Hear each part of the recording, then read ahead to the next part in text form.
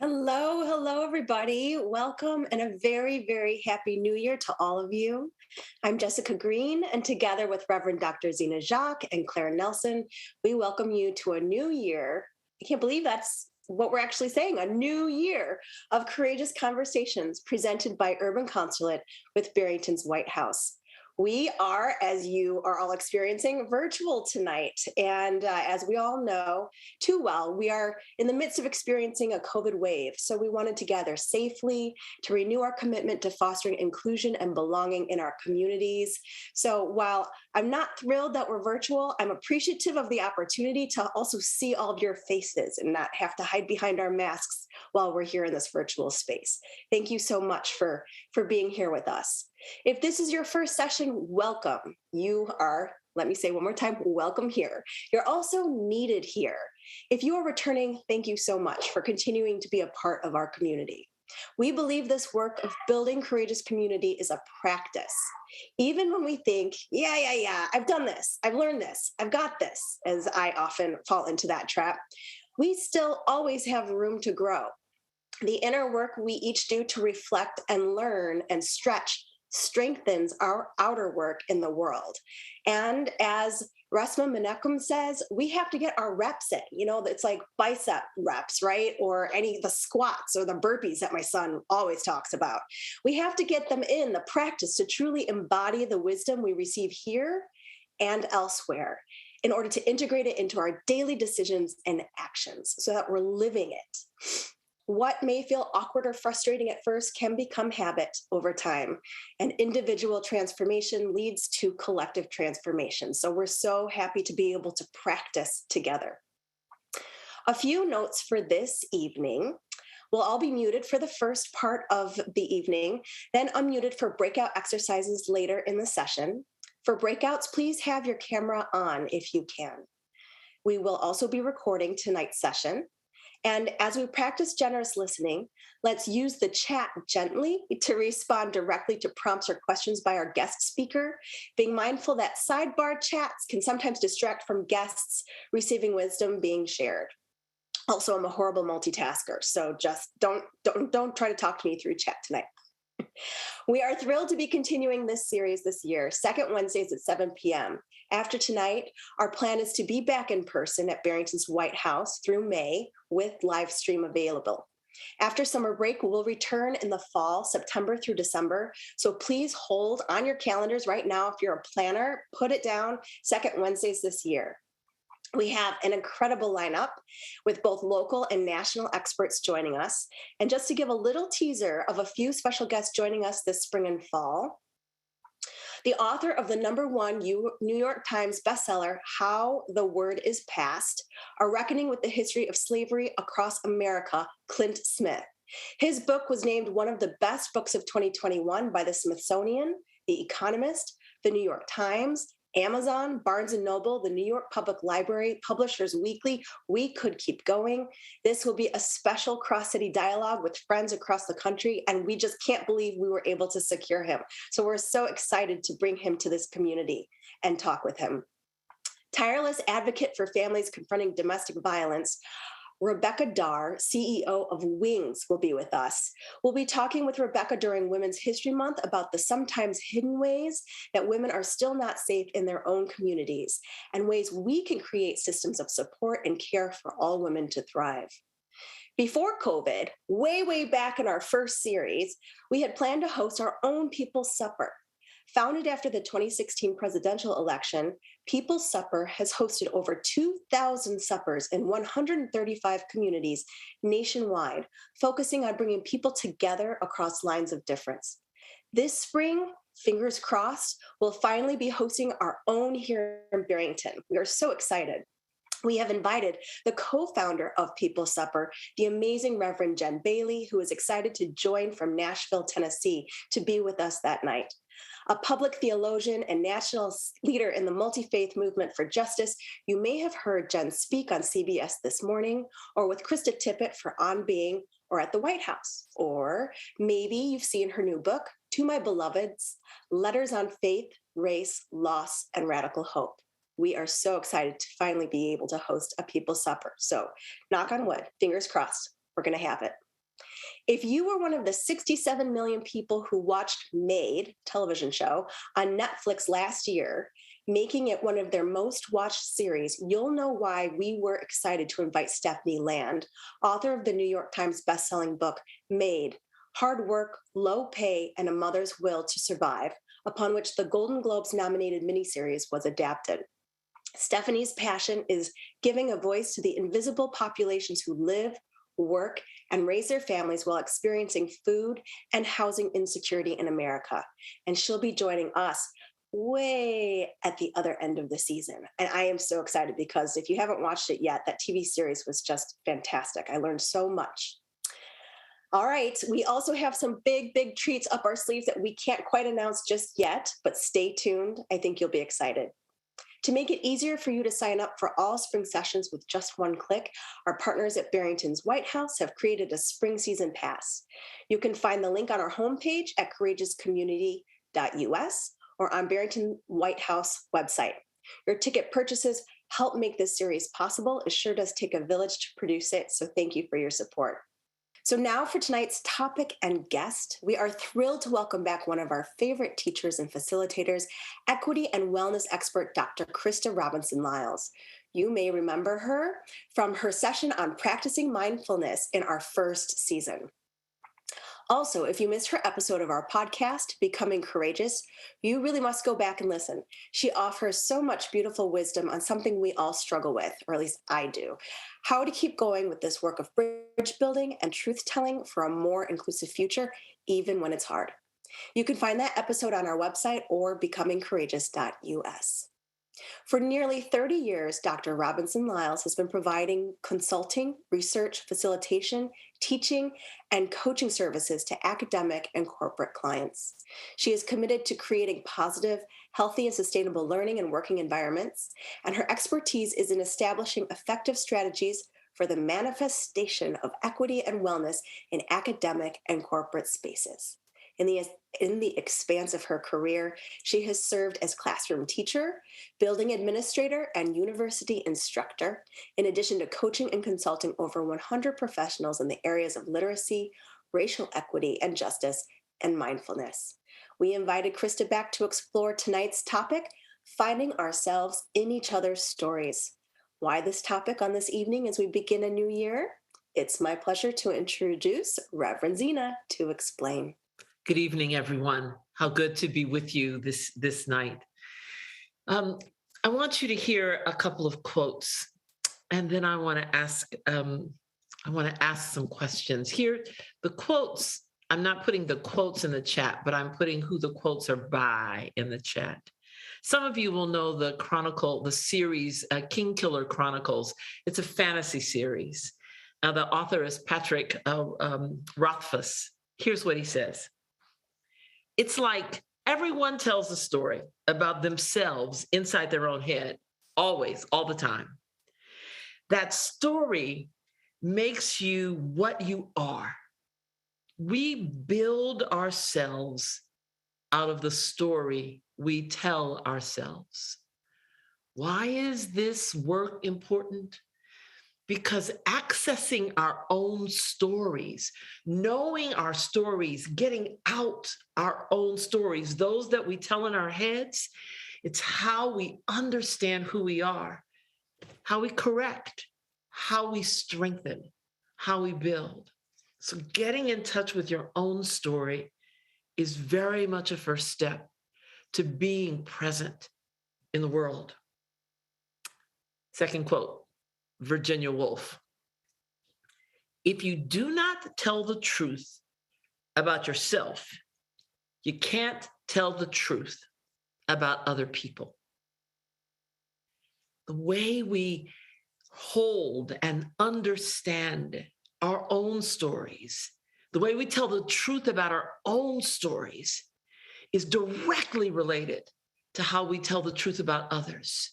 When I can tell the story of my failure and what happened after that failure, I can listen to someone else's failure differently. When I can tell the story about my loss or my pain, I can listen to someone else's story differently.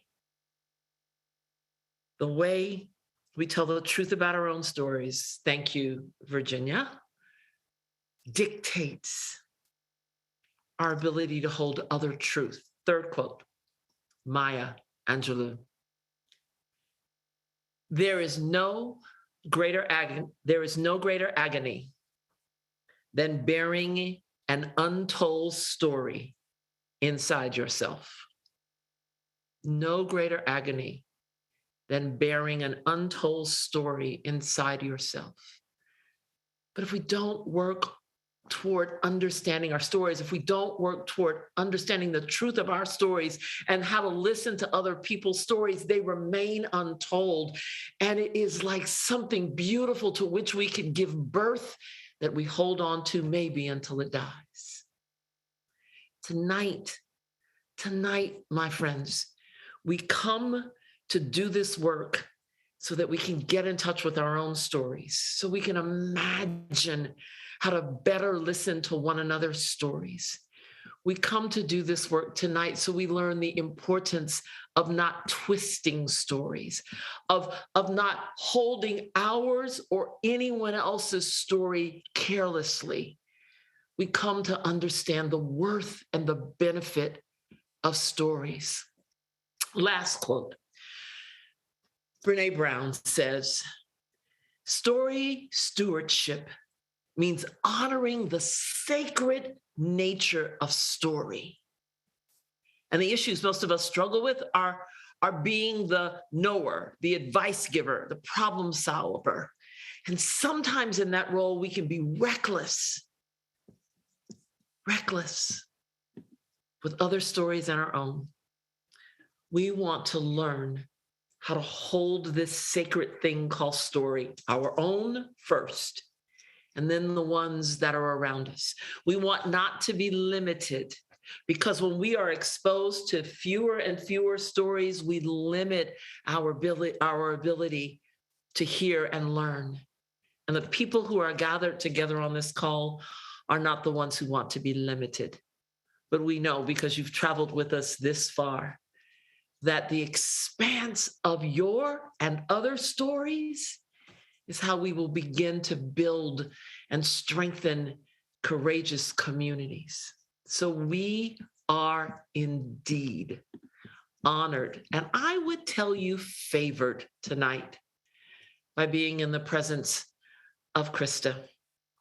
She will guide us in this understanding of stories. So Krista, welcome.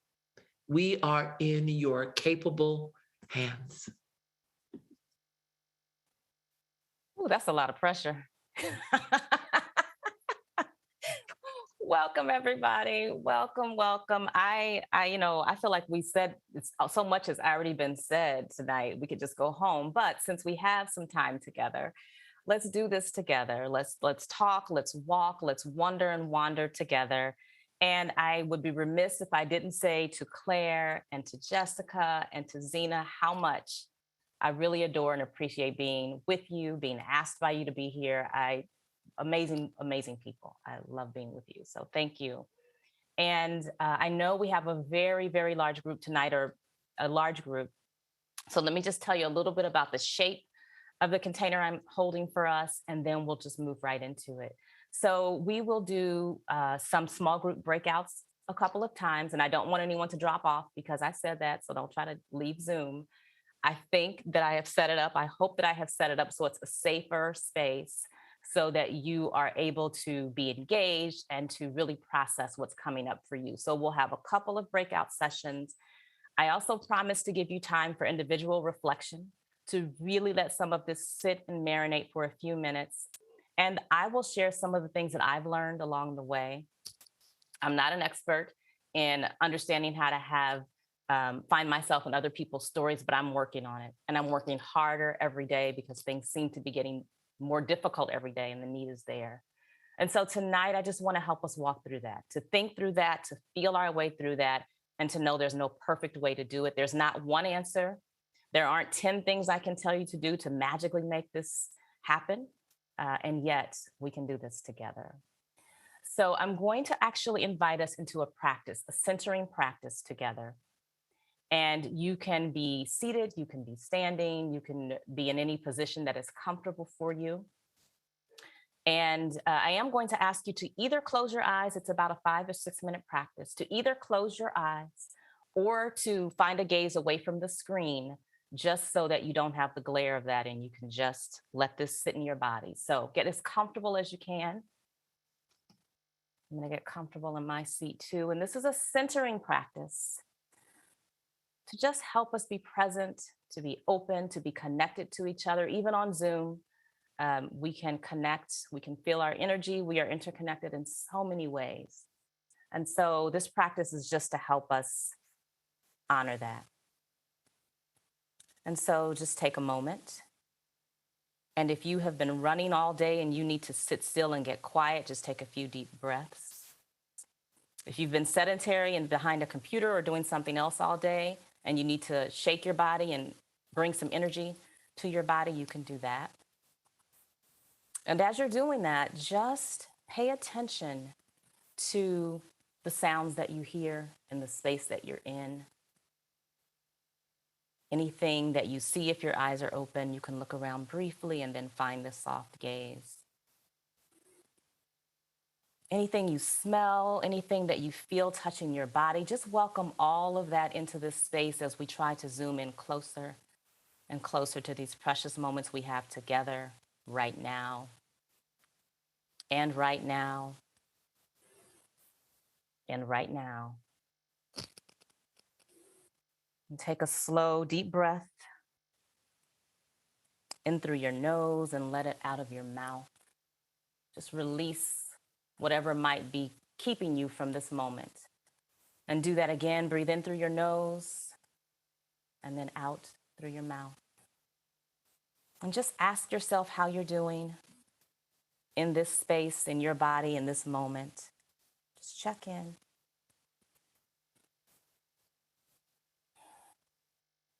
Now, zoom in some more and pay attention to the temperature of your body. Anything that's happening, twinges or tightness or relaxation or stuffiness or whatever it is that's happening in your body, just be aware. Take a deep breath and notice any emotions that you're having right now about being here, about this topic, about other things that are vying for your attention, the mood you're in, whatever it is, just invite it in, bring awareness to it, and just let it be. And this practice is actually an amalgamation of practices that really help center in length, in width, and depth. And so that's what we're going to do for just a few minutes.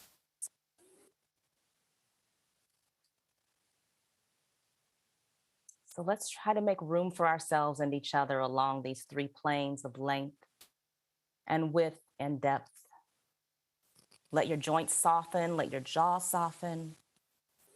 And see if you can feel your spine extend up, if that's possible for you, to your full height, as tall as you can be, all of the length that you can invite in, whatever that is. And this is what we call the plane of dignity. This fullness of our dignity, the length as far as we can go. And just hold on to that dignity. This is our inherent birthright to this dignity. Let's center in width. We're widening our length by feeling ourselves from side to side and feeling this horizontal plane of our bodies. See if you can feel more room in your chest and your sternum.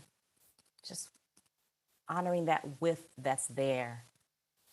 And feel the width in your hips and your feet, and notice all the space that your body takes up.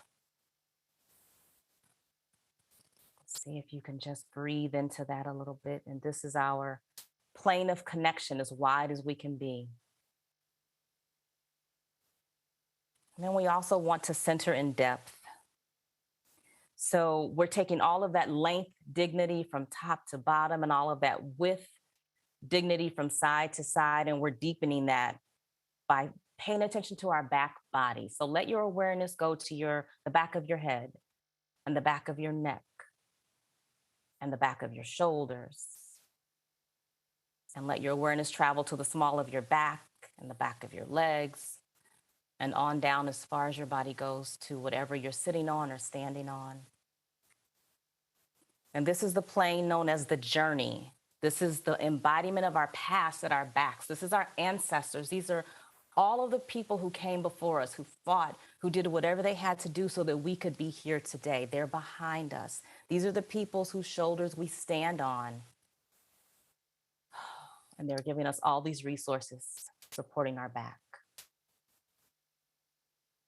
And then finally, bring your attention back to your insides again, and this time to the front of your body. And just notice your breath, your heartbeat, and let your awareness travel on down from your face to your neck, to your chest, to your belly, to your groin and your legs and your lower legs, and on down, wherever your body extends to the floor. And take a breath. And feel yourself in your length and your width and your depth, connecting along these planes of dignity and connection and ancestors, and return your attention as we start to close to your shoulder and your hips. And just consider that even though we're in Zoom, there are people on either side of us and possibly above and below us on the screen, and they're here in their dignity. And see if you can imagine your shoulders and your hips as wide as they can go, touching the people next to you or above you and below you in your length, and honoring their dignity as you honor your own. And if you want, you can take one hand and reach behind you to your ancestors, and imagine that your ancestors are reaching their hands to the ancestors of everyone here in Zoom tonight, connected, proud, understanding the power of story. And if you're able and you can reach another hand or both hands forward. And consider all of those people who are coming after you, those for whom you will be an ancestor. They could be your birth family, your chosen family, but people who will look back and say, you were a part of their lives, you were part of their legacy. And feel that power. Feel this collective love and yearning. And if your hands are still up, you can bring them to your sides. And just take a deep, deep breath. Breathe for another moment. And feel the power, the energy of being together as we sit tall and stand tall in our dignity, our individual and collective dignity. And then if your eyes are closed, slowly, slowly open them. If you're taking a soft gaze, slowly look around the screen and just try to look around if you can see different people in the room, and just look at who's here. And notice people being here in their dignity and the fullness of the dignity they're birthed with. And just honor that. You can wave, you can smile, you can say hello. And JP, I don't even know if this is possible. I forgot to ask. If it is, could we unmute on the count of 3 and everyone say welcome? Is that possible? If it's not, it's okay. So if that's possible, okay, so on the count of 3, if we can all just say welcome so we can hear each other's voices. 1, 2, 3. Welcome. Yes. So I'm glad to have you all here. We're going to dive right into this session tonight. And I want to just tell you a little bit about my hopes for this session. And it's so much of it has been named, so I won't linger too long, but really want to talk about how we see ourselves in each other's stories. And that's the inner work that can be really challenging about bringing our head, our hearts, our hands into this space and really understanding what it looks like to be situated enough in ourselves and understanding who we are, what we bring, how we show up, and how that affects whose stories we can listen to. So tonight, we're just going to work through some techniques that might be useful. You'll have a chance to do some reflection. And at the end, I'll ask you what you might be taking away or what you brought to this that you want to continue to practice. So again, the reminder is it will be interactive, and I hope that's supportive of what you need, and we'll do the best we can with what we have. So I'm going to share my screen. Give me just a moment to do that. I want to show you a quote um, by someone whose work is so powerful. I've really enjoyed learning about her work, and this is their work, Prentice Hemphill. And if you don't know Prentice's work, Prentice's pronouns are they and them. And they have a beautiful podcast, some books. I think the podcast is Finding Our Way. But Prentice says this, and I'm putting it in the context of deep listening. But Prentice is talking about how we are together with each other. And so the invitation is to be tender enough to feel, present enough to witness, humble enough to listen, courageous enough to act, accountable enough to change. Just going to let that sit and let you read that on your own if you're able for just a second.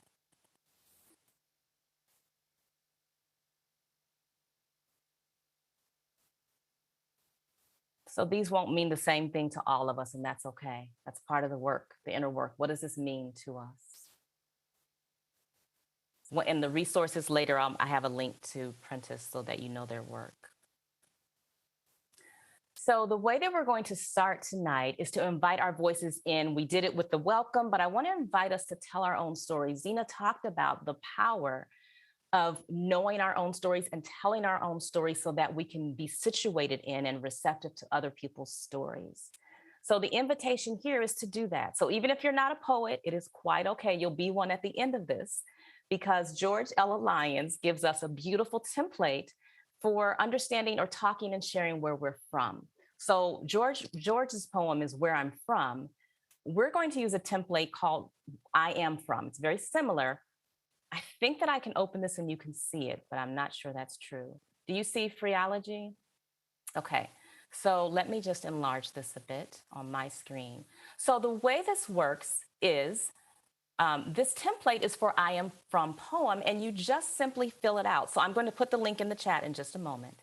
And you go through and you respond to each of these prompts. So your name, that might be the easiest one. I am from a specific item in your childhood home. And once you go through this and answer these, at the bottom, I'm scrolling quickly, but I'll put this in the chat.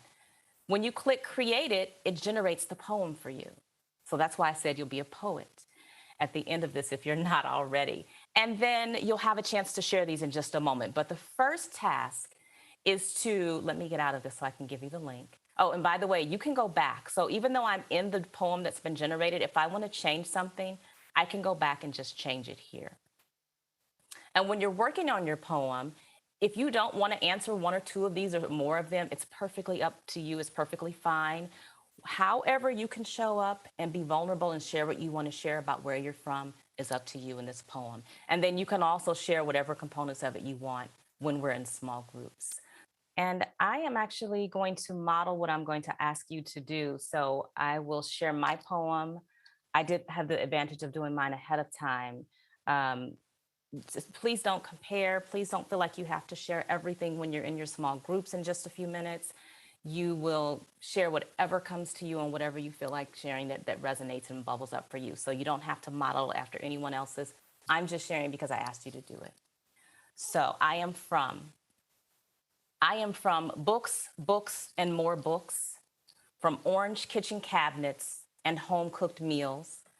I am from 13th and Roland in the Dot, and a big tree for climbing, locks and bars on our doors and windows, nosy Miss Wilhite, don't let me catch you off our block. I am from roses all around the yard, whose beauty outshone the rest of the neighborhood. I am from Earth, Wind, and Fire, Smokey Robinson, Marvin Gaye, and family reunions. From Geraldine Rogan Nance and Mary Malone. And from Who Needs Friends? We Have Cousins.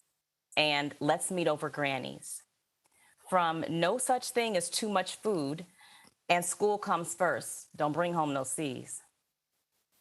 I am from Sundays Are for Church. If you can play on Saturday, you can pray on Sunday. From Greens and Hot Water Cornbread, from We Survived the 51 Flood, from Mama Rachel and Mama Mary demanding reparations way back in 1865. I am from Shingling Roofs with Dad and Mom French braiding our hair on Saturdays. I am from the moments when Granny opens her arms wide and when Daddy Pete says, I'm so proud of you girls. From the moment when Mom says, you can do this. And when my sisters and I keep each other's secrets. And when home is home, even in the fast declining dot. So that's mine. I offer that just in spirit of generosity because I'm asking you to share. And so in your small groups, what I'd like for you to do, and I'll put this on the screen in a moment, is share with each other your story, where you're from, as much of your poem as you were able to create. If you didn't get a chance to do all of it, maybe just take a couple things you want to say about where you're from. So let me share my screen just so you can see actually what I'm asking you to do in your small groups.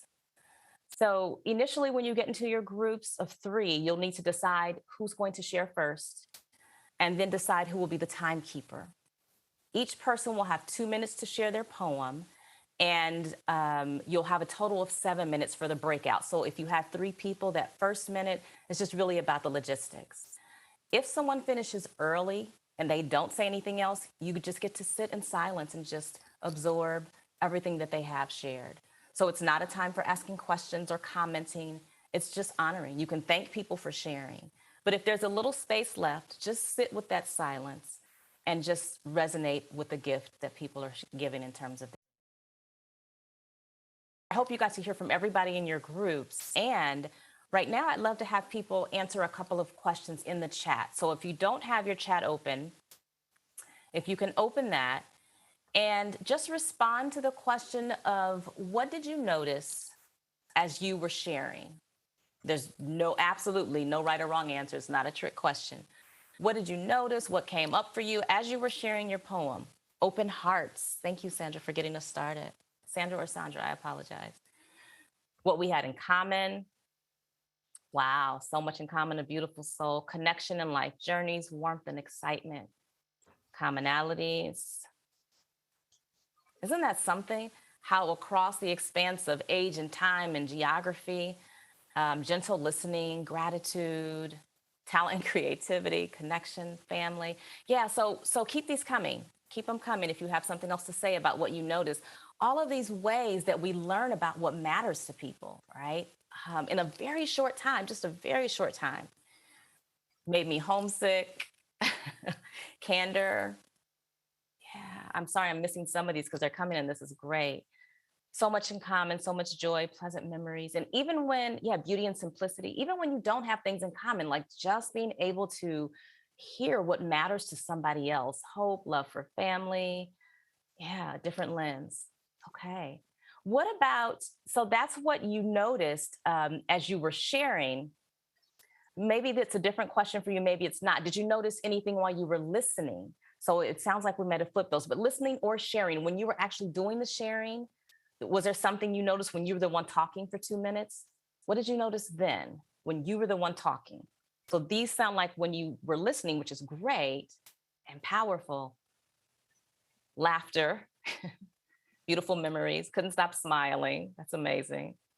And again, the reminder is that not everybody had the same experience. So for some people, it was beautiful and connected and smiling and laughing. And maybe for someone, it felt bittersweet or a little tough or a little tender. But memory, shyness, head nodding is what you noticed when you were speaking.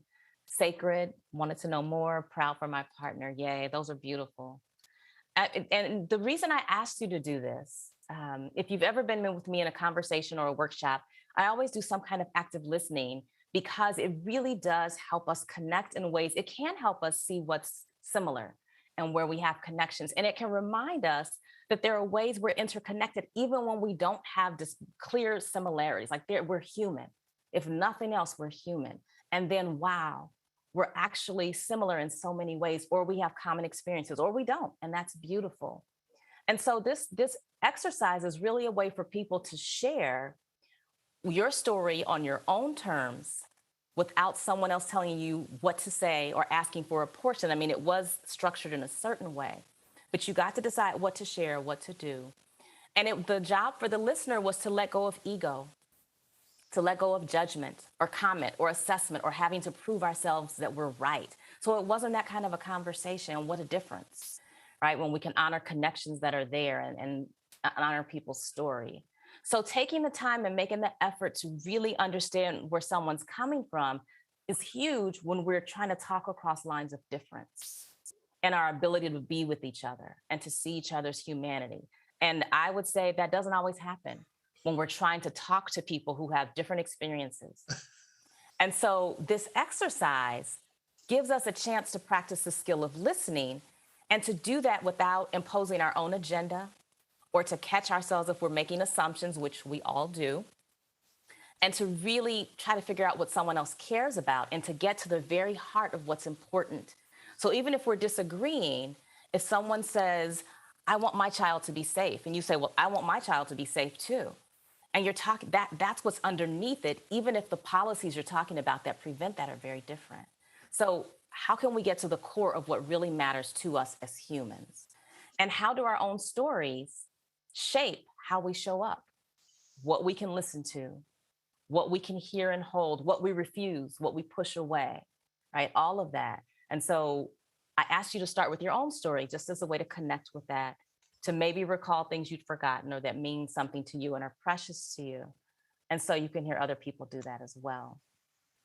And so if you are thinking about trying to listen to other people's stories, one of the things that it doesn't necessarily create or allow for is this opportunity to have broad agreement. So when we talk about really being in someone's story, it's not a given or even the goal necessarily that there's agreement. We're just going to suddenly agree. We disagree, and now I know your story. I'm going to agree with you. I wish it were that easy. It's a bridge to try to understand what's underneath and what we care about, but it doesn't mean magically we suddenly hug and we agree if you want to hug. So understanding people's stories also doesn't mean that we need to just have no boundaries, right? There have to be boundaries, and we'll talk a little bit more about this. What does it mean to have boundaries around what you can listen to and what you can't, and how you question your boundaries? So Prentice Hemphill also says something that I love about boundaries, and I think it is, boundaries are the distance at which I can love you and me at the same time. So boundaries are the distance at which I can love both you and me at the same time. I hope I got that right. But it's really about something we'll talk more about. If we say we have boundaries around when we can listen, because listening to some people is emotionally difficult or physically harmful for us, that's important. And are we questioning those boundaries? Are they conditioned boundaries? Are they really bound? Is there really harm? Or is it that our ego doesn't want to be wrong? Or is it that we're so steeped in what we've been told or what we've seen that we call it a boundary when what we really need to do is push that boundary? So just trying to understand the nuances in boundaries and the need to have them. So sharing stories and understanding people's stories also does not mean that we're ignoring hate in the world. It doesn't mean we're ignoring dangerous policies or practices or beliefs. And it's not a substitution for trying to dismantle barriers and systems that are creating division and harm. But what it can do is help us bridge that. How do we get to the bigger things that have to happen if we can't even see each other's humanity? And that's where the struggle often is. So what I want to do is talk to you for a few minutes and then give you more time to do some reflection and talking to each other. And I want to share with you some principles that may be supportive for you and some guiding questions. And then we'll see where we are with times in terms of doing some actual practice. So let me just share my screen again.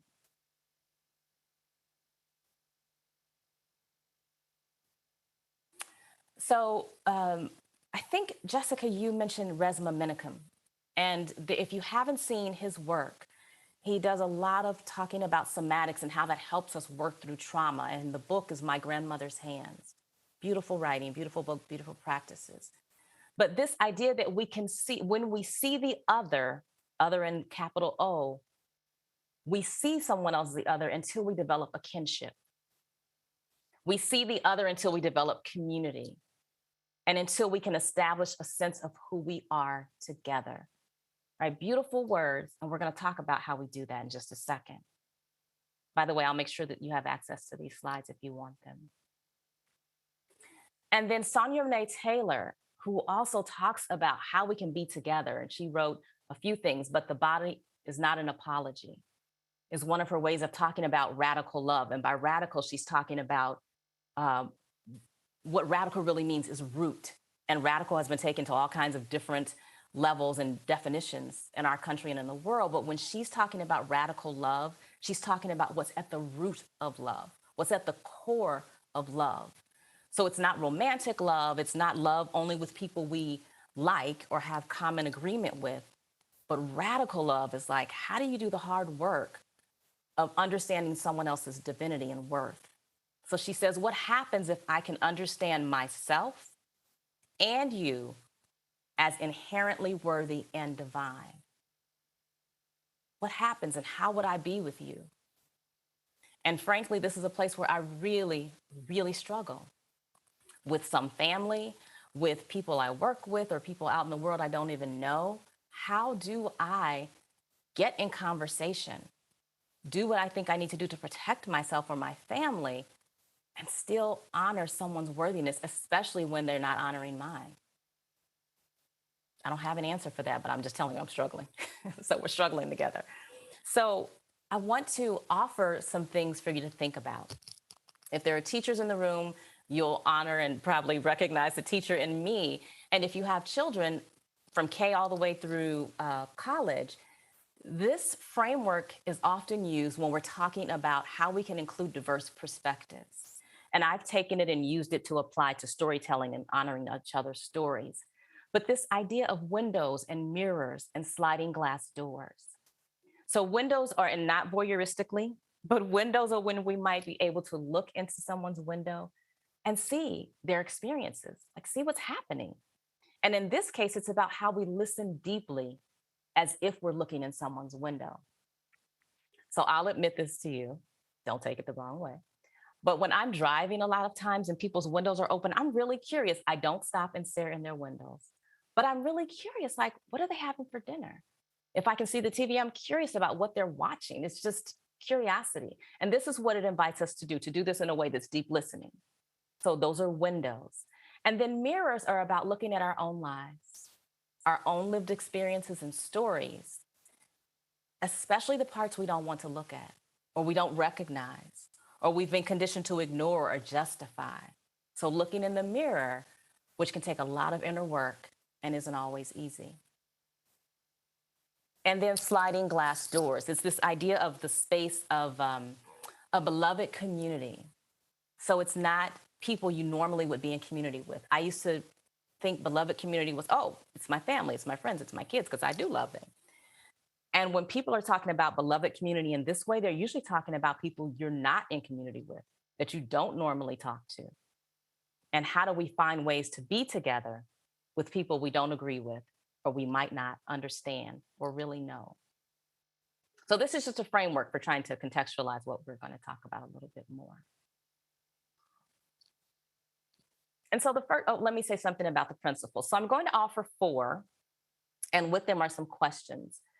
These principles, 3 of them come from Dismantling Racism, which is an organization that does not exist as a group anymore, but spent, I think, 20, 25 years, maybe 30 years doing community organizing around issues of race and racism, and trying to build bridges and have conversations about what that looks like and how we envision something different where everyone's humanity is honored.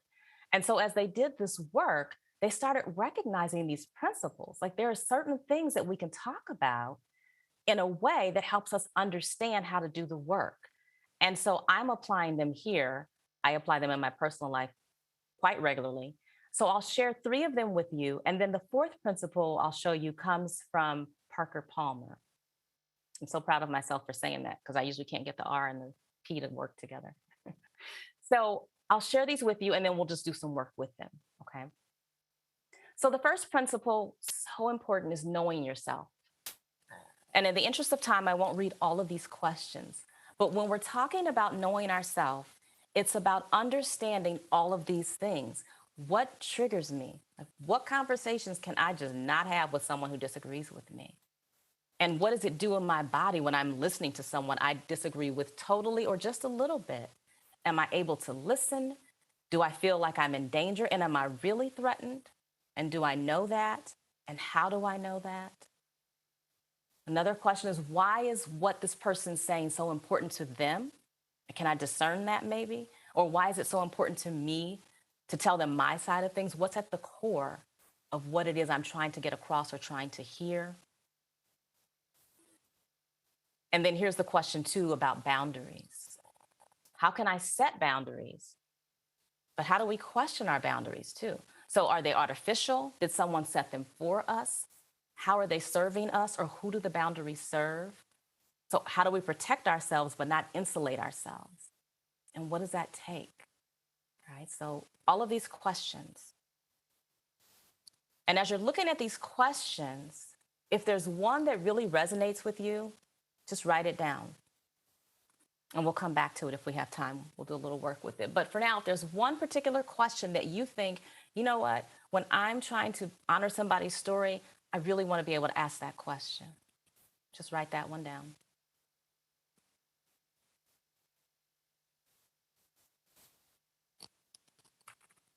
Another principle is transparency. And this one is about understanding that none of this is simplistic. The idea of listening to someone's story may seem simple, but it's not simplistic. It is often complex.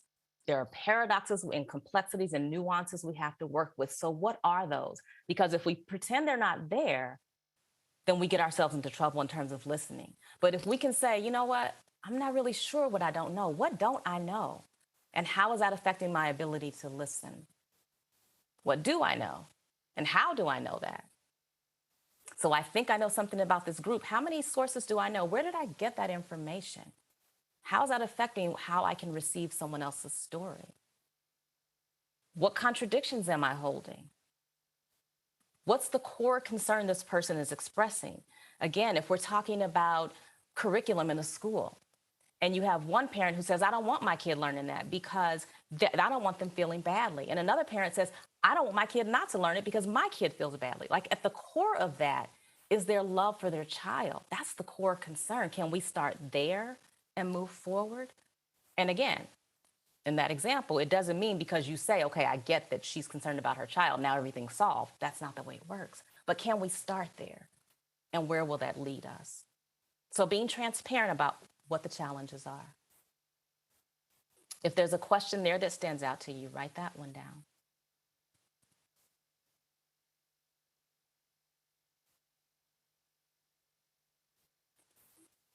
Another principle, and this is Parker Palmer's principle. I'm getting so good at saying this.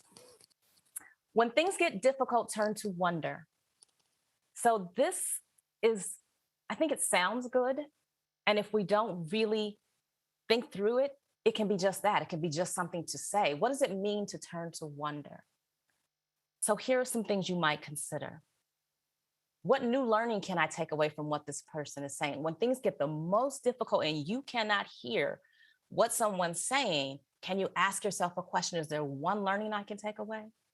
Maybe it's, I don't want to talk to this person again, or I'm not ready to talk to this person.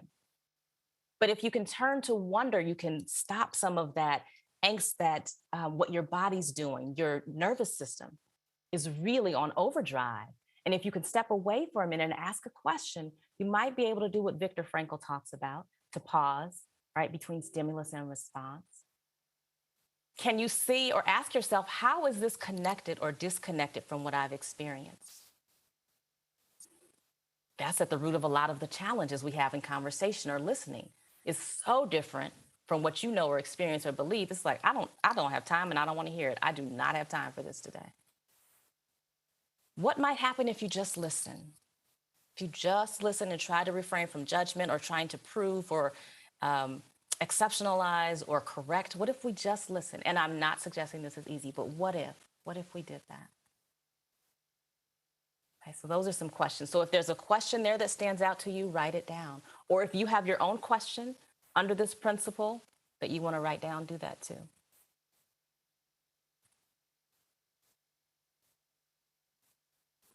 And the last one is seek connection and choose love over fear. So what is it that we most fear about someone else's story? Maybe you're worried about, or we worry about, the cost to us. What will it cost us to listen deeply? And I'm not suggesting there is no cost. There is, but it's a cost-benefit analysis often. What's it going to cost me to listen to this person? My beliefs, my ego, my ability to deal with my family if I start to listen to what someone else has to say. Like, what is it costing me? Maybe nothing, maybe something, but being honest about that. What's preventing me from being with another story? Or who am I least connected to? Whose stories do I have the most difficulty honoring, and why?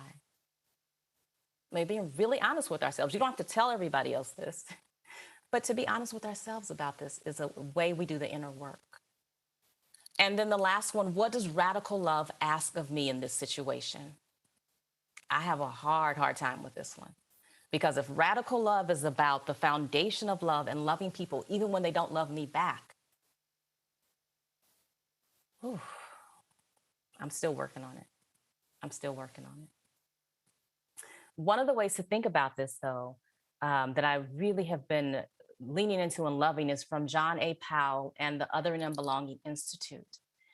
Their work is talking about how we belong and build bridges. And one of the things that John Powell says is, when you're trying to build bridges, and I'm putting this in context of stories, when we want to hear people's stories, who are the people we can hear from?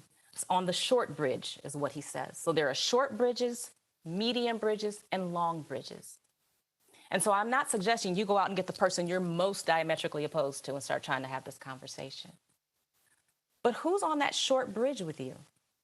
Someone you may have some things in common with and not everything. Whose story you really want to hear.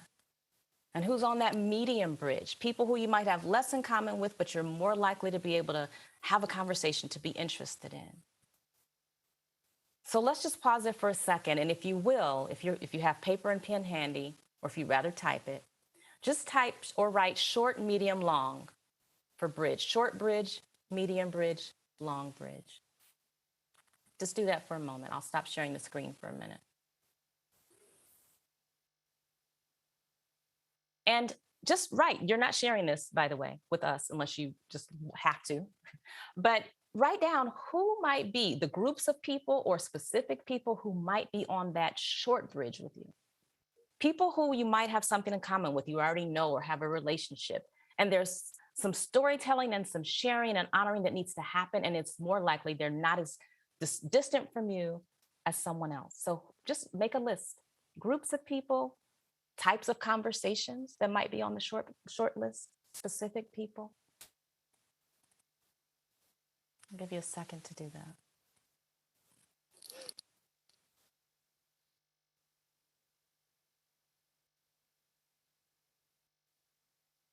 And then go ahead and do that for the medium and the long list. Who are those people, or what are those conversations, or who are those groups who are on that medium list? You may not have a relationship with these people yet at all.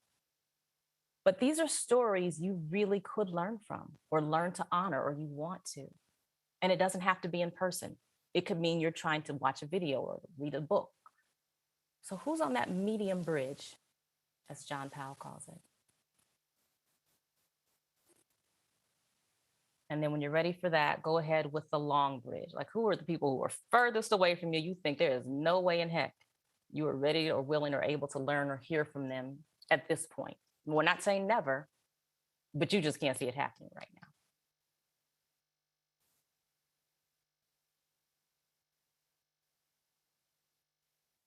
So I found this image and I kind of like it. I think it has,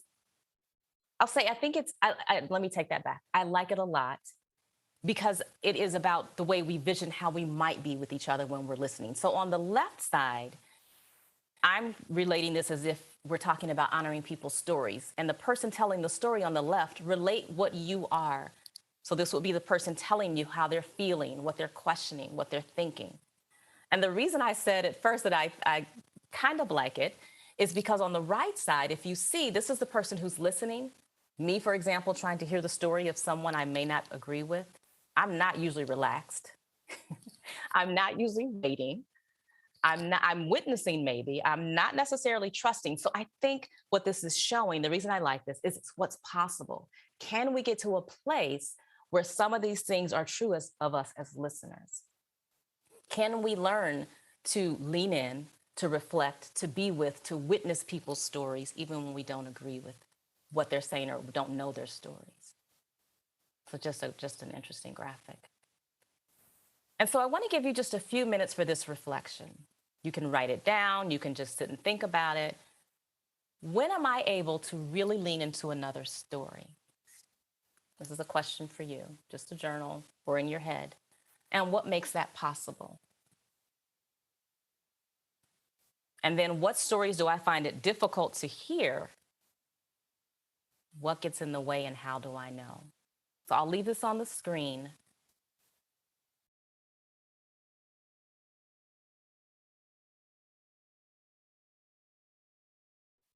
So I'm going to ask us to do one more reflection just to prep us for our small groups. And I'll tell you exactly which question you're sharing with the group, just so you know.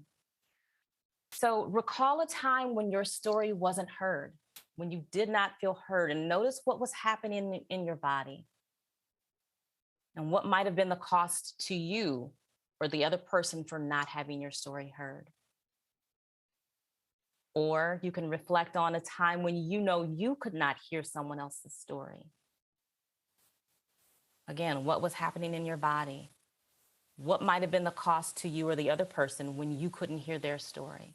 So in small groups, just so you know, we're going to do that next. I'm going to ask you to share the second question. So if you'd rather spend time reflecting about this right now, great. If you just want to do it when you get in your groups, fine.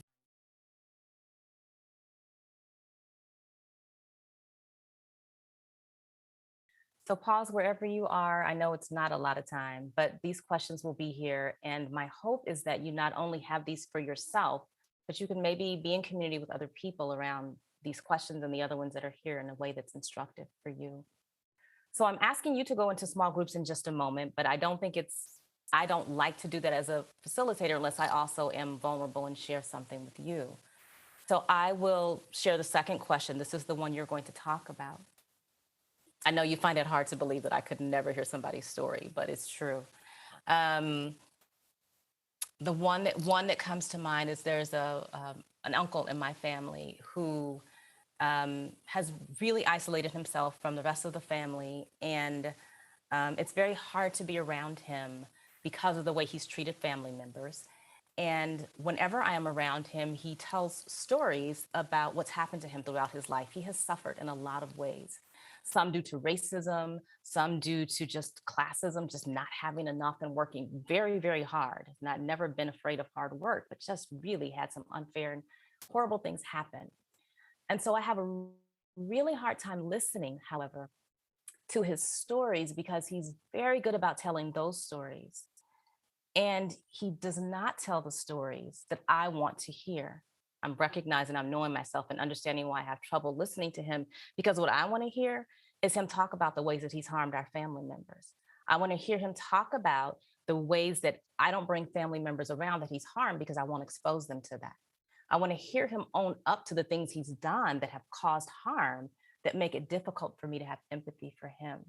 So I realized that my condition for being in his space with him, I'm holding my breath and I'm so angry when he's talking because I'm like, really? I've heard those stories a million times. What I want to hear is you talking about how you've caused harm, and he doesn't. So I have these conditions, right, about how I can listen to what I can listen to. And it hasn't moved anywhere really. I've tried to do better about saying, I'm going into this. Why do I want to be in conversation with this person? What am I willing to accept and what am I not? And how does me having conditions about what I can hear from him impact my relationship with him and all of that? So it's not simple, pretty, or clear. It's true. And I'm just trying to understand how what I know about myself is impacting my ability to listen. And the cost is we have a fragile relationship, and isolated himself from other people. And I don't have a lot of compassion for that. And so that's the cost of me not being able to listen. And I think also of him not understanding how he doesn't share in a way that I can listen to. So it's that way. Not clean, not much of it is, but that's an example. So thank you for letting me share that. And in your groups, you can share whatever comes to mind. Okay, you don't have to share the way I did or what I did, of course, but it will be the same directions. Decide who shares first, decide who will keep time. Each person gets 2 minutes to share uninterrupted. So there's a total of 7. Spend the first minute just doing the logistics. And what you're sharing about is this: a time you know that you could not hear someone else's story. What was happening in your body, what might have been the cost or the benefit. So welcome back, everybody. And I think I said this at the beginning, or at least I was talking to the team at the beginning and saying, I know the session is going to go super fast. I know I plan way too much. And here we are. So first of all, let me ask you to open your chat. And, nope, before that, I don't want to do that. Nope, I want to take a deep breath first. Because just having asked you to share, I don't know what that was like for you. For me, when I was sharing, I could feel my heart racing, just, feeling all this stuff. So just take a breath. Just do that, a breath or two. Just letting everything that's there settle back down if it raised some things for you. And now please open your chat. And if you would like to offer gratitude to your partner or partners for sharing or listening, feel free to do that in the chat. Maybe you already gave gratitude before you finished your sessions, but that was our last breakout session, of course. So in the chat, feel free to do that while we start to wrap up. So I'll tell you what I was intending to do, or I had planned to do if we had time. I really love to be in community with people and do some embodied practice. So part of the work of mindfulness is understanding what's happening in our body, how our nervous system is reacting. And so I'll just tell you a couple of the practices I was going to offer, and they may not be brand new to you. But one of them, and you may have noticed that I do this, I've noticed when I see myself on camera that I'm rocking back and forth. And Resmaa Menakem talks about this, like the way that rocking soothes our nervous systems. It's what we do with babies oftentimes. It's what my grandmother did all the time.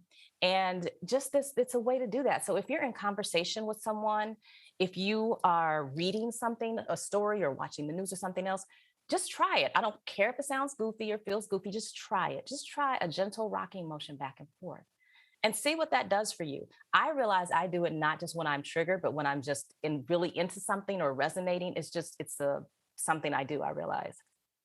So that's one thing. Also, being really connected and grounded in your feet to the floor or the earth or wherever you are can really help when you start feeling emotions arising. Maybe your heart's racing. Maybe you feel nauseous or you feel hot or sweaty or whatever triggers you have. I heard this woman say, triggers are treasures. Triggers are treasures. So what triggers is your body giving you to let you know when you're trying to hear a story that it's really becoming difficult for you? And you can try placing your feet on the ground very solidly. Of course, you can try deep breathing. Something that I learned from a dear friend whose daughter has anxiety a lot is if you really are trying to hear someone's story and it's not happening because there's this running ticker tape in your head, or you're just not able to really settle in because it's too hard, try saying 5 or 6 random numbers. Like if you are so triggered by what someone's saying and you want to be in the conversation and you can't get grounded, try just in your head rattling off 5 or 6 random numbers, because it interrupts that cycle and gives your body a chance to pause, to reset. So that's something else. And the final thing is, again, people who have younger children may have seen this lately, but the emotional freedom technique, which involves tapping. So you can do this where you can just tap. You can do this if you're in conversation with someone and you don't want it to be obvious if you care. You can tap here on the side of your hands if you're able. You can do your wrist. When we teach kids to do this, we teach them to start and move through different parts of their body. And you may not want to do all of that, but it just also triggers the nervous system along acupressure points. And if you do it, so the first time you do it, you may say, I felt nothing. But if you do it a few times and it becomes a practice, you actually might notice that this is a signal to your body to say, you know what, I'm okay. I need to stop and breathe. Or I'm not okay. I need to leave this conversation. This is not happening right now, right? So that's another thing. And we didn't get to practice all of those, but I hope that you can take some of those with you and maybe try some of them just to ground you. So last thing before I turn it back over to the fabulous team. In the chat, if you would, think about and put into the chat one question that you want to take away to work with, or one technique, or one idea, or one principle. It may be something you already do. But when you think about trying to situate yourself in someone else's story to honor their humanity, what's one thing that you heard tonight or one thing you already do that you really want to practice? And I say one thing because if you try 20, it can be too difficult. Try one thing that you want to commit to doing over and over until it becomes a practice, and then you might add 2 or 3. So just go ahead. Thank you, Cecilia. Mindful listening. Is there a specific question you wrote down? Is there a principle that resonated with you? Move to wonder. Okay. Is there, I know we didn't get to do the embodied practice, but it was something you already do, you want to go back to. So keep those coming in the chat. And as you're putting those in, I'll just end with a couple of things. There's a poem I want to share with you. And I also want to say that I so appreciate that you wanted to be here, that you gave up your evening or you engaged here this evening with all that's going on in the world and all that may be happening in your personal life. This is not a quick road to solving all the problems we have, but it is definitely a bridge. It's definitely a bridge. And if we can meet people in the middle, the short, the medium, the long bridge, just keep those things in mind. Thank you so much for being here. Keep watching the chat if you're able. We'll do that for another few seconds before we go to the poem. And thank you also for entertaining me, letting me be here with you tonight and share with you what I've learned. Yeah, so I see some questions people want to work with, some principles and some practices. Thank you. JP, do you mind sharing the poem? And this comes from the Othering and Belonging Institute.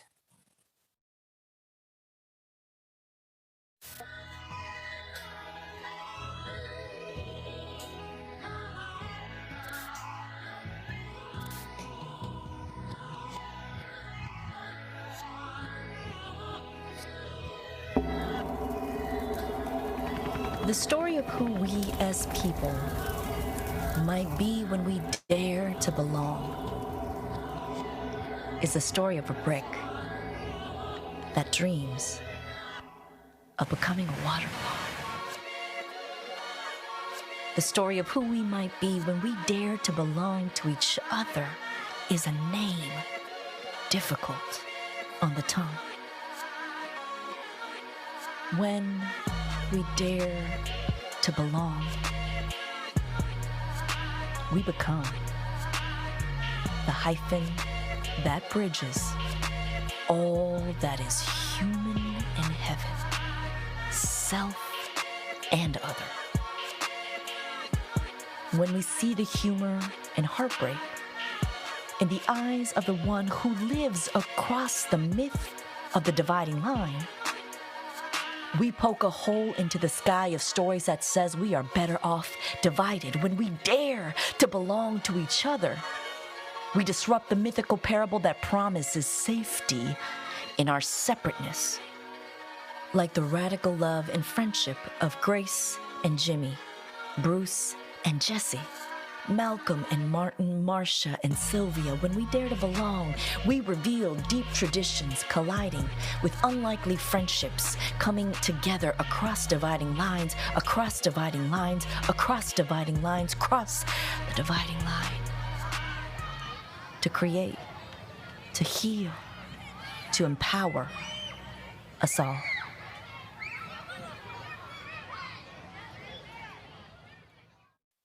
Friends, I want to invite you to do what Krista invited and just to take a deep breath.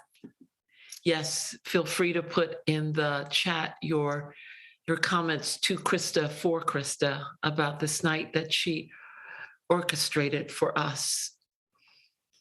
I do want to encourage you on whatever piece of paper is before you to write down something you want to practice as you tell your story and as you listen to other people's stories. What will help you listen? What will help you speak? And I want you to remember this. Whenever you encounter someone else's story, you enter into the middle of it. Much has passed, and there's still more to come. And so, one way to turn to wonder when things get difficult is to say, I am in the middle of this story. It's not over. And maybe my role is to wonder aloud with this person, not trying to write the end of the story, but to know that there's still much to come. It's true for you and me. On our best day and on our worst day, we're still in the middle of our story. May you and I go forward willing to listen, willing to tell, willing to learn and be changed. Thank you. Thank you for promising to practice. Thank you for promising to listen. Thank you for recognizing that by the grace of the universe, it's not over. We are in the middle of our stories. Be well, everyone. Happy New Year. See you next month on the second Wednesday of February, same time, same channel. We look forward to continuing our story together. Night, everybody.